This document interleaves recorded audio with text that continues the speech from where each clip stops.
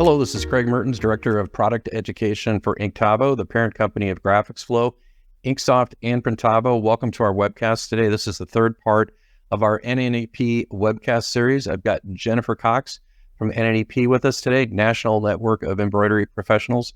And what's been so awesome over the years is being able to refer our clients, especially our embroidery clients, that are struggling with technical issues or marketing issues or anything that revolves around being successful with their business over to you guys. And you just take such good care of people. So thank you for doing that.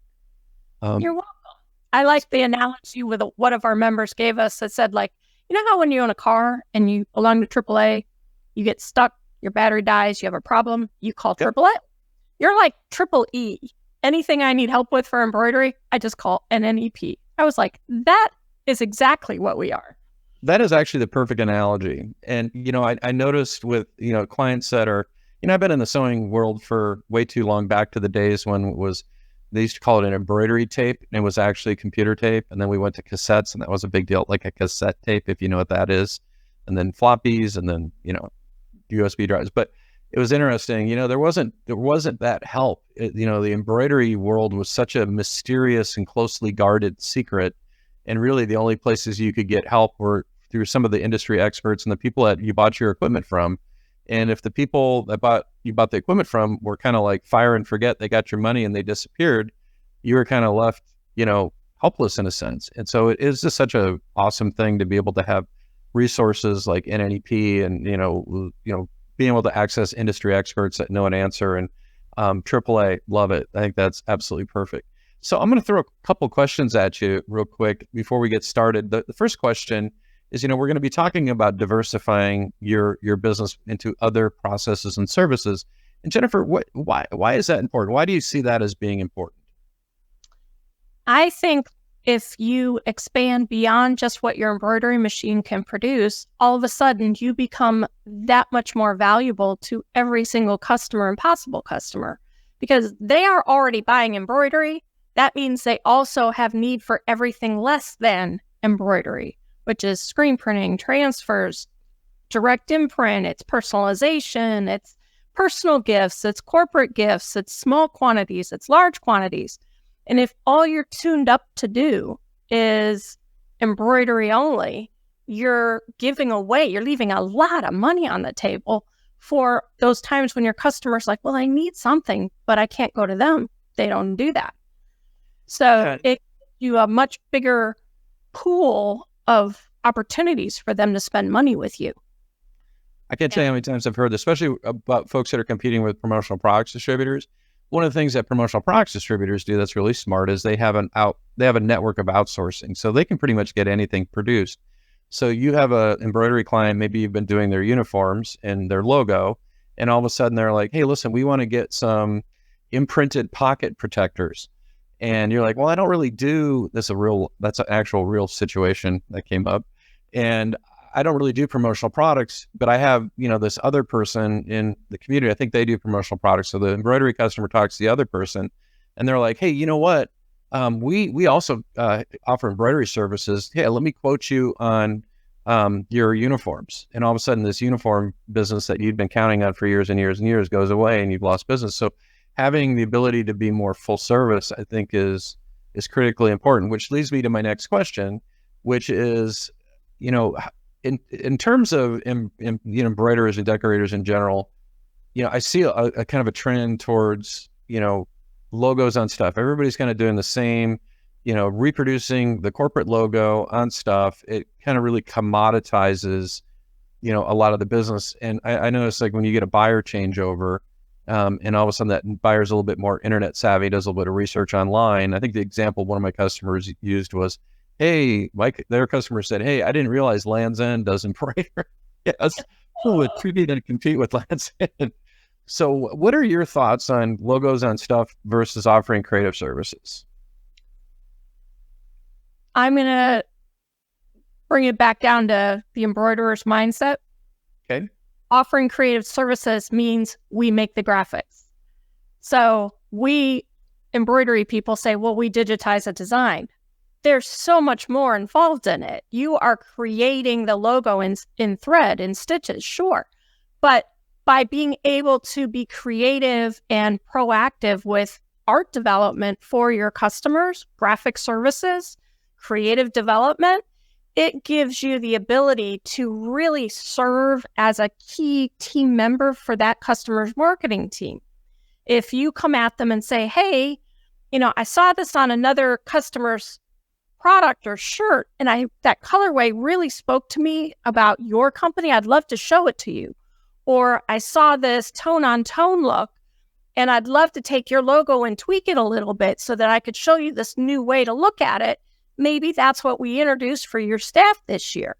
When you have the ability and the access to systems to take art and modify, adjust, enhance, make it suit for the moment, the trend that's hot right now, all of a sudden you're much more than their embroiderer. You're their graphics resource. Yes. That puts you in a much higher valued bucket than just the guy who makes our shirts. So it changes how you're perceived. It puts you in a whole nother peg, in a different category of necessity for your customers. Yeah, and you're all of a sudden you're conditioning your clients to thinking of you as a creative resource. I had an interesting experience at a trade show. It was the last trade show I was at. It was actually in Indianapolis, so it was the second to last one I was at. And I had a customer that it was the son of the owner, and the artist had taken my class on leveraging technology to grow your business. And they were really kind of interested in some of the things that we're doing, specifically GraphicsFlow and our Inksoft e-commerce solution. So I'm chatting with these two people that were kind of enamored with the class. The reason I know that they were laughing at my jokes, so I think they were appreciating what we were doing, but they dragged the kind of the patriarch of the company over, and he said, well, 95% of my business, the customer already has the logo, and that's a button of mine. So I have to be careful how I respond to that question. I said, well, if 95% of your business is people that already have the logo, it seems like it's a pretty limited audience, because there's a lot of people out there that need creative services. It sounds to me like people really aren't thinking of you as creative services. And I just let it hang in the air, and I didn't know which way it was going to go. And he's like, yeah, man, you are right. He says, I think the reason we don't do creative services is we just don't really know how to do it. And then it's kind of confusing for us. And we've just always kind of had this, methodology of just reproducing logos. And I go, yeah, in a sense, you're operating more like a contract decorator than a quote, true creative services. And so they ended up becoming a customer, and we didn't have one of those uncomfortable moments in the booth. But the reason I bring that up is it is a mindset. It's like what you were talking about. Absolutely is a mindset. And one of the things that I believe very strongly is it's much easier to sell more to your existing customers than open up new ones. And there's no cost of acquisition. You don't have acquisition costs when you're selling more to your existing clients. And if you pick up the phone or shoot them an email and say, hey, I saw this and it made me think of your logo, and what do you think if we tweaked it like this? And that next thing you know, an order comes rolling in because they've never seen it that way. Absolutely. Either you reversed out the dark on the light, or gone tone on tone, or changed the order of the colors on something. You got it. It's still their brand, but it's interpreted in a fresh way. All right. So what I'm going to do, let's close down our webcams, and I've prepared a little bit of a slide deck. So the primary point of this class is how to diversify into other production processes.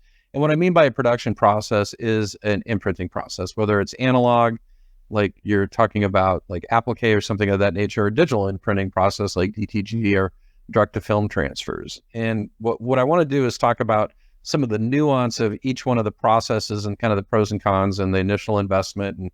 And I didn't put these in any particular order, but I did put Applique first. And the reason that I put Applique first is I think nearly everyone, if not everyone on the webinar today, has an embroidery machine, which means you have an Applique capability. And I feel like one of the biggest missed opportunities in our industry is Applique. Applique has low stitch counts, has high perceived value, there are huge margins. If you look at the example of the Applique here, it's a two-colored twill. It's got a zigzag stitch. All the stitches in that design are going to come from the satin stitch name drop below. But that zigzag stitch, even with 2 layers, is going to be under 10,000 stitches. So it's going to run pretty fast. And if you look at return on investment, if you're sewing, a single head embroidery machine, maybe you can sew 4 to 5 caps an hour. You can probably sew 3 to 4 to 5 big, zigzag stitch appliques an hour, and you're putting them on a sweatshirt. You might be selling that out at wholesale for $35 to $40 versus, 8 to 15 on a cap. So your average price per, garment, so to speak, is going to be much higher and with higher margins on applique. And what do you need in order to produce applique beyond just the embroidery machine? Most people will use a vinyl cutter, and you need a commercial level vinyl cutter to cut twill fabric. Typically, the twill is going to be cut on a liner sheet. You can get twill from people like Stalls or Twill USA. It's going to have a PSA liner sheet on it, so that's what enables you to cut it on a vinyl cutter. You can also cut on a laser cutter. That's a great way to do it. But you really need a commercial level cutter to do any kind of, true production level applique. It doesn't mean you can't cut fabric and other, twills on like a silhouette or a Cricut cutter. You can, but in a production environment, it's pretty slow going. And so having, some capacity, having a cutter, I think you could get a good servo motor cutter for about, say right around $1,500, $1,600. Laser engraver, laser cutter, that's a whole nother story. And those prices vary. I think they have them as low as $4,000, but typical investment in a laser is going to be about $12,000 to $16,000. So it's a pretty big step. But you can also get letters pre-cut. And so if you're working with like Delco Athletic or you're working with Stalls, you can just send them the file and they'll cut the letters for you. Or in some cases, they already have pre-cut letters and they'll even provide you with a sew disc to do the tack down of the applique. So that's pretty cool. And that's, in my opinion, that's a really great way to get started. You really should have a decent size sewing field to do applique. I think, a minimum of probably 12 inches-ish is going to be pretty typical. Appliques, especially on these athletic type designs, can, they can run 10.5 to, as wide as probably 12 inches wide on some of the bigger like mascot names and things of that nature. And it's a super technique for the school and sports market. My cousin in Medford, Wisconsin has a screen printing and embroidery business. And she said her fall applique orders on hoodies is an annuity. She just does them every year. And incidentally, what she does is something very similar to the graphic here. She does the school initials. In their case, their local high school, Medford High School, so MHS. And then she puts the word Raiders in a satin stitch block lettering underneath it. And she's done. And then for grins, sometimes she'll do things like, do a applique with some glitter vinyl, or maybe even add some rhinestones to it and do an upcharge. So applique is just, in my opinion, is just an absolute no-brainer for an embroiderer. And if you're not doing applique, I would strongly encourage you to do it. And in terms of the software, a large part of your journey on applique is going to have to do with your embroidery software and its capabilities to do applique. Any of the big commercial programs like, the Pulse software or Wilcom or the Melco design shops of the world are going to have a pretty powerful applique feature. My personal favorite applique software is the drawing software. It just has an absolutely brilliant applique function. And probably part of the reason of that is Katie Owen, who's a former colleague of mine, who's, in my opinion, is one of the leading experts on the planet on applique, helped design that feature. And they just have a great workflow for applique. And you can find out more information about that product at drawstitch.com. So the next process I want to talk about is heat press vinyl. We've done some polling recently on what processes people own when they fill out forms or register for webcasts. And I was surprised to find that, well, number one was screen printing, followed closely by embroidery, but number three was heat press vinyl. And I was surprised it was that high. I knew it would be probably top five, but number three was a little bit surprising to me. And, what I realized is that just pretty much everybody has a cutter, whether it's a Cricut or a Silhouette, or if they have a commercial level cutter. It's just become a standardized decoration method. And I think with embroiderers, a lot of times it has to do with, hey, I don't want to get wet ink on my hands. I don't want to burn screens. I don't want to do all that kind of stuff. So, getting into vinyl cutter is just an easy entree to very, fun graphics on lights and darks and in cotton and polyester and all the different substrates, from performance fabrics all the way up to, 100% cotton zipper hoodies. So the whole gamut. The materials are obviously widely available. It seems like the actual heat press vinyls are very commoditized. People buy them from companies like Stalls, or Heat Transfer Warehouse is a great resource for those materials. Specialty Materials out of Tulsa, Oklahoma, another popular company for buying the vinyls. But, you can get started with an inexpensive heat press, vinyl cutter. You have high margins, low production costs, but it's labor intensive. So that a design like that you see on there, I could weed that out in, 2 colors. I can probably weed that out in under a minute. And then I have 2 presses because I'd probably press the neon color first, and then I'd come back and press the looks like a periwinkle blue second, so you can layer and stack those. It's pretty labor intensive. And speaking from my own experience, which I have a vinyl cutter, I do some crazy intricate things. Again, popular technique in the school and sports markets. And what I love about vinyl cutting is the cost of entry into the process is pretty low. You can start out with like a Cricut or a Silhouette just to kind of get started. But there's pretty decent cutters now in the under $600 range that are in that commercial range. But I think kind of the sweet spot when you get into a cutter is going to be in that, $1,500, $1,600 range, where you have a servo motor, 24-inch wide machine. There's good machines from Graphtec, good machines from Roland. My personal favorite is the GCC vinyl cutters. I think for the money and the reliability and ease of use, it's hard to beat a GCC. And a great entry-level cutter is the one I own, which is a GCC Puma 4, which I absolutely love, and it's a workhorse. And it can cut fabric like a champ. Next process I want to talk about is screen printed heat transfer. So this is important. The transfer that you see there on the right, that's from Howard Manufacturing, great company for heat transfers. Another one of my favorite companies for these screen printed heat transfers is 613 Originals. Wonderful people, family run business, great organizations. The actual transfer is they're screen printing ink onto a specialized paper. They're curing it, does have a specialized coating on it, and it's a screen printed transfer. And so kind of the rub on these transfers in the past is they have a tendency to kind of gloss up a little bit once you press them. There's ways of getting around that. You can actually press it a second time with the parchment paper, give it a little bit of texture. And I can tell you the transfers these days are so good that you can't tell it wasn't screen printed. And frankly, they will wash better than your typical screen print. They just wash better. You don't see as much cracking and the color vibrancy. So transfers are pretty awesome, and you're now seeing the ability to do puff ink and specialty inks such as metallics with screen printed transfers. So I would say screen printed transfers are the most popular transfer type, but they're largely being displaced by direct to film transfers, which we'll talk about in a second. So it's a great alternative to screen printing. Does require a heat press. I'm going to come back to that in a second. Again, you have really high margins. Screen printed transfers in quantity are cheap. You could get a one color screen printed transfer for, 30, 40 cents at volume, let's say 100 sheets. It's a very popular decoration technique in the school market, but also in the corporate market. If you're doing logos or fun novelty graphics, great technique. The issue with this type of transfer is you're limited by the number of colors because you're paying by the color because they're having to set up screens, which leads to higher minimums.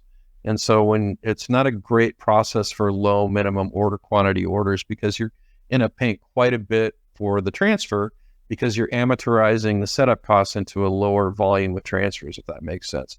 So I'm a huge fan of screen printed transfers, and you notice you're not going to see screen printing mentioned in the recommended processes to get into. And the reason you're not going to see that is because it's such a big step for most people, and it's a vocation, and it's very technical. I find that most embroiderers really don't want to involve themselves with learning and purchasing screen printing equipment. Most folks are a little bit more focused on the digital processes. So the tangent I wanted just to briefly mention is requires a heat press. Advice from me to you is do not skimp on a heat press.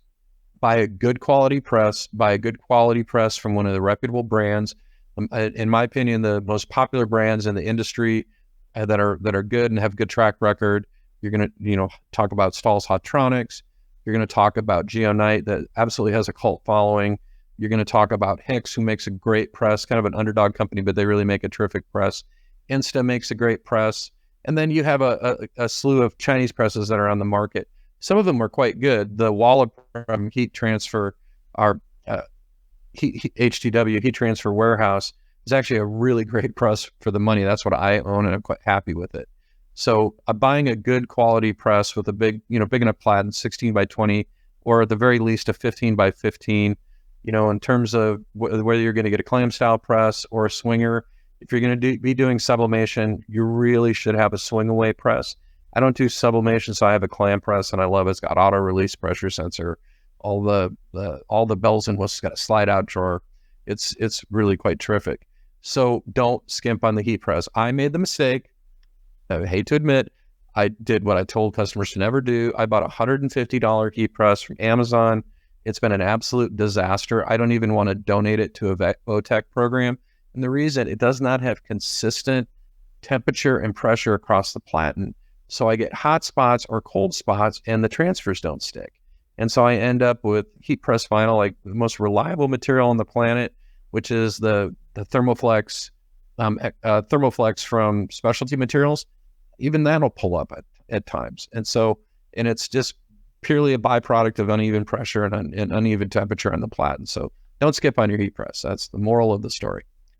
Next process is direct-to-film hybrid digital transfers. This has taken over our industry. You have an excellent alternative to direct screen printing. All you need is a heat press, unless you're going to buy your own printer. You're starting to see some better printers come on the market now. I noticed Mimaki has entered the game, which was, I believe, was the first really top-level professional company to come out with a DTF-capable printer that's actually dedicated to DTF. You're going to need an adhesive coating machine to put the hot melt adhesive onto the transfer. So it's a pretty significant investment. I think for a commercial unit, plan it between $20,000 and $30,000. But you have really high margins. The production costs are low. You can do full color transfers on both light and dark substrates, and that low minimums. My personal recommendation on direct to film and hybrid transfers is outsourcing. There's many, many companies that do this now. I noticed 613 Originals offers them, Stalls and Transfer Express offer them. But my personal favorite vendor is Supacolor because they use a different process. A traditional direct to film transfer, you're using a solvent inkjet to print ink onto a Mylar film, PET film. Then you're running it through a coating unit that coats the film with the powdered hot melt adhesive. You're running it through the coating unit will actually cure the ink and stick the adhesive to the transfer. So you get a great transfer. But what Supacolor does is different. They use a digital offset printer with printing plates. They use a water-based ink, and they're using screen printing to lay the underbase down. So they can vary the chemistry of the underbase based on the type of fabric. One of the other interesting things they can do is metallic colors. So that example that you're seeing there in the picture, that's actually a metallic ink using their Super Metallics, which is wonderful. In our recent trade show shirts, we did metallic ink and everybody was just fawning on how cool they were. So popular production process, the complement embroidery, direct-to-garment printing. I am a big fan of direct-to-garment printing from the perspective of people that are doing print-on-demand, like one-off programs. You set up a website and folks are, designing online, or they just need a small order quantity. I don't believe at this point in time there's any better method for doing that than direct-to-garment printing. And there's some very good printers on the market, whether you're buying a printer from Brother or Epson or Ricoh or kind of the most popular ones, or you get to the big full commercial printers like what you're seeing with Kornit, which is a little different technique. These are giant commercial $1 million printers. DTG is a great process, but with that being said, you have a high cost of entry, which means a slower return on investment. You're doing dark garments, you have to pre-treat the shirts. That's an extra step, but you can do full color prints on both light and dark substrates, and margins are good and fairly low production costs. The thing that I always caution folks on direct to garment, just be prepared to do the proper maintenance on the printers. I guarantee you there's somebody on the webcast here today that has had a bad experience with the DTG printer on maintenance. And it's just inevitable. You have to really maintain these printers. You have to be willing to get under the hood, clean them. You have to, really become an expert in, how the printer operates and how to keep it running successfully. So it's not for everybody. But with that being said, with the right business model, I think it's a really good choice for that print on demand, slow or, small order quantity. One of the disadvantages of DTG compared to DTF, you could, print up 1,000 transfers. You could have 5 people pressing at the same time. Whereas, if you're doing DTG, you got one person so-called married to the machine, loading and shirts and curing the shirt with their heat press or their dryer. So from a production capacity point of view, I think the direct to film or hybrid digital transfers are a lot more productive. Last is white toner digital transfers. And this is an interesting one. So white toner is using a laser printer with powdered laser toner, and it's a two-step process. So when you're doing dark substrates, step number one is you print out a so-called negative, which is the white underbase, and part number two is you're printing out the color, and you're actually heat pressing the underbase to the colored transfer. So it's a two-step process. And then once you're done doing that, you peel off the underbase from the other transfer, and so you have a colored transfer that's got a white underbase on it, and you apply that to dark substrates. You don't have to do that if you're doing light substrates like, say, white or gray. So it has the promise of being able to do, low minimum order quantities with a high quality transfer. It does have a different feel.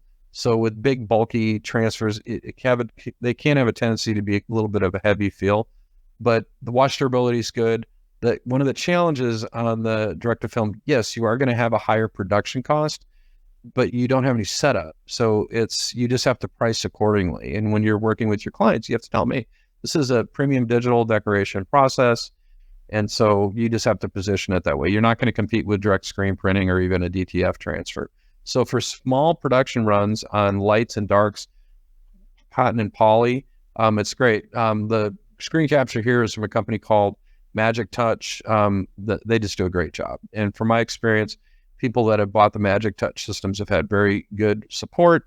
The company really stands behind their product. They're certainly an industry leader, and I can recommend them, and I know that they're going to take care of my clients. So I've been very pleased with what they offer and their level of expertise in this process.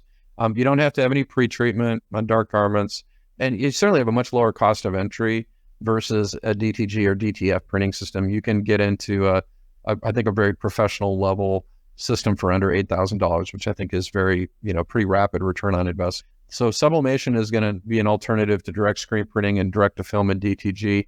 You need a heat press sublimation printer. You're going to have low production costs. Sublimation transfers are cheap, but they're going to be limited to polyester coated substrates and polyester fabrics, because in sublimation, what happens, the solid ink, when it's heated, transfers to a vapor form, and then when it cools, it actually returns back to a solid, and that's what sticks to the polyester molecule. So we need that polyester molecule to open up a little bit and receive that ink when it becomes a solid again. That's kind of the nerdy part of sublimation. And so we can't do sublimation, at least effectively, on 100% cotton or darks, although I'm seeing some pre-treated t-shirts now that are receptive to sublimation. But what I love about sublimation is the huge variety of products you can print. So everything from gift items to Christmas tree ornaments to mugs to foam farmer caps to vaporware t-shirts. It's just a very versatile process. You can make money doing sublimation just by offering this huge variety of products.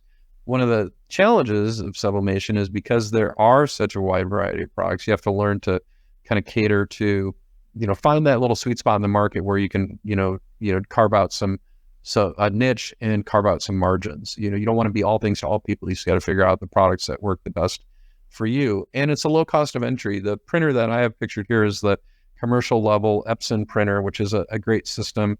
Sawgrass also makes the smaller desktop sublimation printers. Big difference between the Sawgrass and the Epson is more of a commercial rated printer. You're going to pay more up front, but your ink costs are going to be lower. So your actual output cost per print over time is going to be lower because you have lower ink costs and it's bulk refillable tanks. But that's a really popular system. And then they also have the smaller format sublimation printers from Sawgrass. And then you get into the wide format, big giant sublimation printers that are available as well. But I love the low cost of entry, fast turnaround time, and again, doing those low minimum order quantities. So if you were to ask me to kind of rank like return on investment, rankings in terms of investing in equipment, I would say, first of all, no equipment needed to do heat transfers if you're outsourcing that. So instant return on investment. And then I'd say probably a vinyl cutter followed by sublimation. Maybe that's a toss up. And then probably from there, I'd say like a white toner laser printer would be, kind of great places to get started. Let's talk about the advantages of outsourcing your printing and transfers versus doing it in-house. So hey, that's a very important consideration.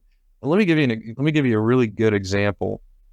And it's not an imprinting technique, but it's a product that can be sold into the marketplace quite easily that has high profit margins, and that's a banner. And so you can work with a company like 4over. It's just the number 4over.com. They are a print to the trade only resource. They will do all the printing. They will blind drop ship to your clients. You don't have to touch anything. You just upload the artwork. It's really a great solution for banners, really anything printed, whether you're doing coroplast signs or even business cards.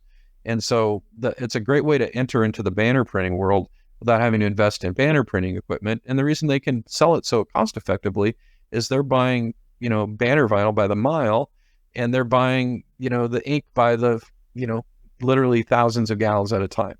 So their economies of scale are such that they can offer wholesale prices probably cheaper than you can manufacture yourself.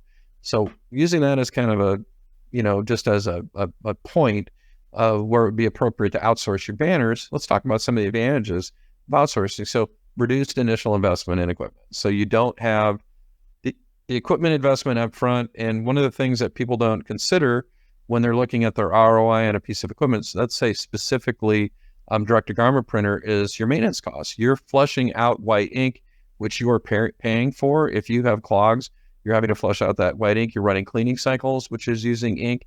And that ink that you're consuming has to be a variable in your ROI. Your costs are higher because of the wasted ink that's going on. And people don't really consider that. And also the specialized staff, having people that, are trained to operate this equipment, and let's face it, there's turnover in today's marketplace, and you get high employee turnover and you have to train them how to run a fairly complex piece of equipment. That can be, there's a technical word for that. It's called a bummer, and that can be a bummer. So, you always have to consider that part. Focus on core competencies. I think when you're talking about embroiderers, embroiderers know how to sell. They're professionals. They are students of the trade. They, in a sense, are artisans. It truly, in my opinion, it is a trade. So people that embroider, they know it inside and out. They know whether they digitize or outsource or digitize, but in terms of running their machine and understanding the nuance on sewing on different fabrics and substrates, they know that. So it's easy for them.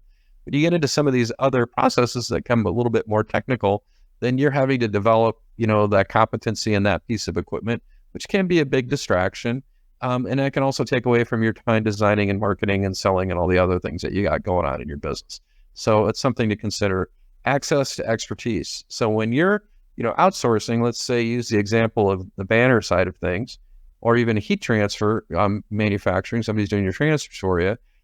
These people are pros. They know what they're doing. So if there's kind of some nuanced situation with specific fabric or something's not going right, I know specifically, I was trying to do some hybrid digital transfers from Supercolor, and I was having some heat press problems, which were due to my inexpensive, not so great press. And they were able to give me a couple of tips that allowed me to successfully transfer. And it had to do with preheating the shirt, getting all the colors out, and then pressing it twice. And so what we did is we pressed it once, and I rotated the shirt 180 degrees. I pressed it twice, and then I peeled the transfer. And that accommodated for the cold spots in my heat flat and worked perfectly. Not optimal, but having that access to expertise, I think, is really important. Scalability, you can accommodate fluctuations in demand without the need for additional equipment or labor. So if you get a big giant order, you're outsourcing it, so your supplier can handle that.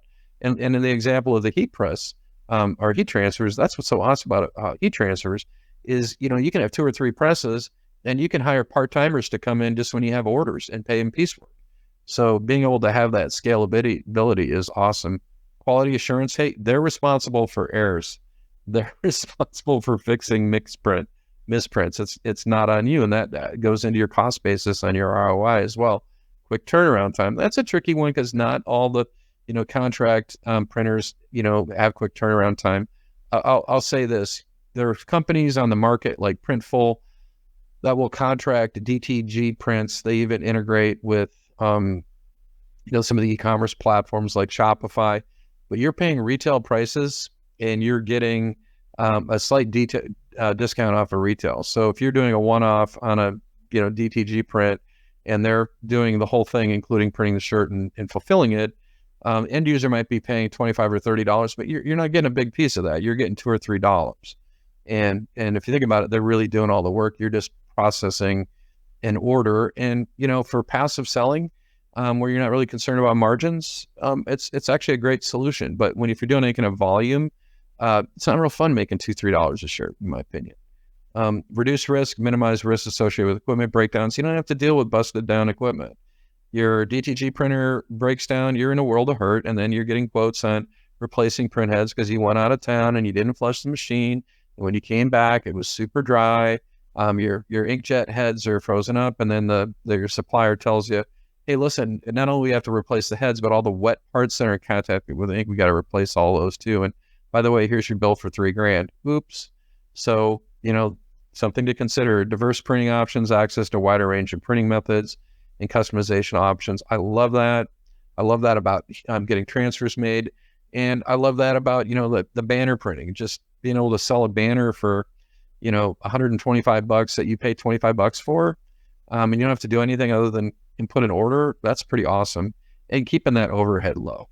You don't have the ongoing costs of maintenance, and you don't have it taking up a ton of space. And that's a big consideration because a lot of our clients, they work, whether they're working out of their home or their garage or a small retail space, they don't have a lot of space for equipment. I know my customer, Mark, who has been very successful with his own direct-to-film printer, mentioned that he had to move his Camaro out of his garage because it's the same footprint as his printer and his coding unit. So there you go. So some of the advantages of in-house printing, I think most people are pretty well aware of this, but man, you have all the control over the entire process. So if you're one of these people that's really into controlling everything, it's on you. You can control the whole thing. And if you need to kind of call an audible and maybe adjust something, or you want to experiment with a new fabric, you have the ability to do that. And that's actually really fun if you're working with Applique, trying to cut and applique new fabrics. That's a really fun thing to do. You can make a trip over to Joann's and buy some bulk fabric and just play around and dial in some fabrics, maybe coat them up with some PSA material and do some samples, see how your customers respond. You can do that when you have your own embroidery machine and you're able to do applique in-house. But it's not going to be really practical to do that if you're outsourcing. Shorter lead times. You have 100% control over your production scheduling. So you have small orders, you can flip them really quick. And let's face it, people, when you're outsourcing with other vendors, they don't like last minute orders. They're going to punish you for rush orders. And, you're going to be at the beck and call of their production schedule, and you're not always going to be able to squeeze things in. And I talk to clients, a big portion of their business is rush orders, and they leverage that because the customers that wait till the last minute know to go to them, even though they're paying more to do their rush orders. Confidentiality, that's a big one. And I would say this: if you are contract screen printing with a local screen printer and you're outsourcing that part of your screen printing, which a lot of people do, be aware they know all your customers, and maybe they sell direct, and maybe you stop using them as your contract printer. They, depending on their flexibility of their business ethics, they're free to go and, go directly to your customers. And, whose fault is that? I'm going to say it's probably your fault. And so when you're working with contract screen printers, my suggestion would be working with printers that are trade only, that don't sell to end users, that only contract print, that don't sell to end users, versus your local screen printer who's your competitor that's just taking in contract work because they have excess production time on their machines. They want to keep their machines spring. So that's important. Innovation opportunities. In-house printing, you can just come up with ideas and do things quite quickly. And, if you have a print-on-demand piece of equipment like Sublimation or DTG, and you just want to bust out a quick little sample and get that in front of a buyer because their team has a possibility of winning the state championship over the weekend, you can do that. And that's a huge, huge benefit to you. And long-term cost savings, yes, over time, in-house printing generally will be more cost-effective when you're doing high volume production. So if you're doing high volume production, probably over time you're going to save money. And that's that. I think embroidery is a good example of that. When does it make sense to go from a 1 head to a 2 head to a 4 head to a 6 head to a 12 head? Well, when you're doing a lot of volume. But it might make more sense to find a contract embroiderer and just handle all your small orders on your single head or your 6-head and outsource all your big stuff, because they can probably, with economies of scales, probably produce it when you factor in labor cheaper than you can make it yourself. So got to consider that. Brand identity, direct involvement in every step ensures consistent brand representation. So yeah, you're controlling the whole thing, and it's you don't have to worry about confusion in the marketplace and clients trying to guess where you got it printed and all those kind of fun things. And sustainability, again, you can, if you're working with an environmentally friendly printing process, you can kind of leverage that and say, hey, my direct to film transfers here are eco-friendly. That's a water-based ink. And, I'm controlling that process, but there's nothing to stop you from doing that if you're outsourcing as well. So that's, some of the pros and cons. And I'm a big fan of, in-house on my smaller orders, smaller order quantities, where I need quick turnaround time, and I really want to service, the local clients. I think having in-house decorating makes a lot of sense. But if I'm getting a big giant order and it's a 3-color design, I'm probably not even going to order custom heat transfers that are screen printed. I'm probably going to find a contract printer in my area and have them do the printing. So something very important, leveraging social media. So now you have all this equipment, right? So you went on and invested in a vinyl cutter, and you got a white toner printer and it's sublimation. On top of your embroidery, you decided to take up applique. People need to know what you do. And the best way for people to find out what you do is to leverage social media and to build up a social media following. And I'm going to take you over to Jill's store here in a second, which is called All-Star Cheerbling. And her equipment lineup, she had one of the first Brother GTX direct-to-garment printers to hit the U.S. soil. She has a vinyl cutter. She orders in transfers. A big specialty of hers is rhinestone multi-decoration. She works in the world of dance, cheerleading, fitness, the whole kind of gamut. But she's got a great social media game, and she has 16,000 followers. So when she comes out with a new product, she does these reveal videos, and she just does this on her iPhone. And this is called a reel. So you do it in the vertical format, and she'll just go and add some simple little effects. Usually this probably has music. Oh yeah. So it has music. And this is how she promotes. And then she has all her hashtags. So kind of get it out there. And then people will, you never disappoint. We love all your items. It's a comment. And so this is how she promotes her business. She is 100% word of mouth. She does zero advertising. She doesn't have to advertise. She does not post to Facebook, because she has her Instagram account set up to automatically post to Facebook. And she also runs Inksoft for all our online stores. And so she hosts, these are just her public stores. This doesn't include all the ones that are behind the scene that aren't public. And so she's running these stores for all of these different organizations. And she does primarily print on demand. She is producing these products as the orders are being placed. And she has built a highly successful business utilizing social media to earn new clients, and utilizing these web stores to lock clients to her, and they can't go anywhere else. She came up with the graphics. They're her graphics. You see what she charges for things? It's nuts. That right there is $70 for that full button jersey. And what she's doing, she's giving them a percentage of every sale. So she's not charging them for product. She's just giving them a percentage of every sale. And I asked Jill, I said, hey, listen, what would you rather do, bulk orders or print on demand? She goes, I make way more, much higher margins on print on demand. And frankly, they produce larger quantities of sales over time, partly because of, when people are doing bulk orders and they don't sell things, it's kind of the holdup for the next order. So let's talk a little bit about some kind of do's and don'ts on social media. So if you're doing stores, promote your stores through social media and linked email campaigns. A web store, a store, let's say online store for a customer, is not going to do well unless you're getting the company to promote it. And so they need to promote it through their social media, which means you might have to go in and actually write the copy for them. A linked email campaign where you write the email copy for them and they send that out to their membership or their customers, and that's driving people to the actual web store. Huge. That's absolutely huge. And you can do things like get cards printed. You could have print out a little postcard with a QR code directing people to the website where the products can be purchased. And you could even include, coupon code on that if you wanted to. I would say you should focus on Instagram and link to Facebook. Posting on, let's put it this way. My daughters who are 30 and 27, we were chatting over the weekend when we were up in Portland. My daughter said, the younger one said, Dad, I don't even have Facebook on my phone. And my older daughter says, yeah, I just, check into Facebook to see what like family members are up to. I don't ever post on Facebook. But those kids are on their Instagram all day long and TikTok. So, but I would say I would focus on your Instagram. And people are judging you, especially younger buyers. They're judging you based on your social media. So if you don't have something, reasonably cool on your Instagram, there's a lot of buyers that are just going to be checked out. And I think having a better Instagram presence is even more important than your website. I know it's controversial because more people are more likely to find you on Instagram versus organically finding you through a Google search on your homepage. Be consistent, set up a publishing schedule. If you can only commit to 2 posts a week, do that. Make sure you're committed. Be visual, use social media to showcase your work. That's the most important thing because it's your online portfolio. So like what Jill's doing, every time she comes out with something cool and new, she records that video. Video is better than photos. People love video.